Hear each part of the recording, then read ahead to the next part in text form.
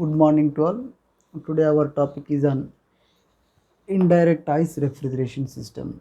In the last class we discussed about the direct ice refrigeration system. Now this session I would discussed about the indirect ice refrigeration system. First of all, what is the difference between the direct ice refrigeration and indirect ice refrigeration?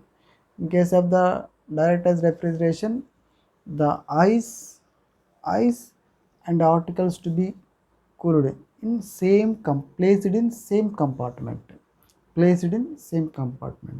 That is the direct ice refrigeration.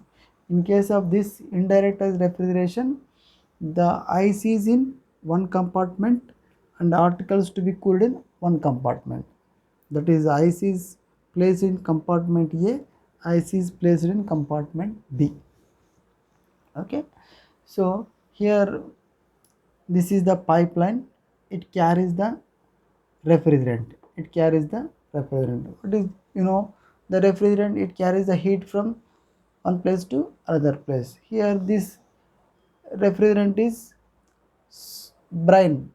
The brine is a secondary refrigerant. So what is the secondary refrigerant? It is cooled by the primary refrigerant. The best example for the brine is sodium chloride and calcium chloride. So this brine refrigerant is cooled by this ice. That low temperature brine refrigerant entering into the compartment B. Here it absorbs the heat from the articles.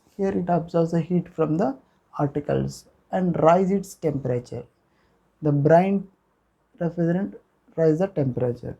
That rised temperature brine refrigerant again entering into the compartment A. Here the ice, it absorbs the heat from that brine refrigerant. It again here absorbs the heat from brine refrigerant. That brine refrigerant again drop its temperature. Again it comes to the compartment B. Again here absorbs the heat from articles and rise its temperature. This cycle repeats. Okay, in this indirect ice refrigeration system. So compared with direct ice refrigeration, the main advantage of in this indirect ice refrigeration system. Suppose the ice is placed in same compartment. So the if ice is not good quality of ice, due to that poor quality of ice, the food may spoil. So due to separation of this ice, so the food not spoil. So at the same time, this occupies more space compared to the direct ice refrigeration. It occupies more space. Here the two compartments. That's why here it occupies more space compared with the direct ice refrigeration system.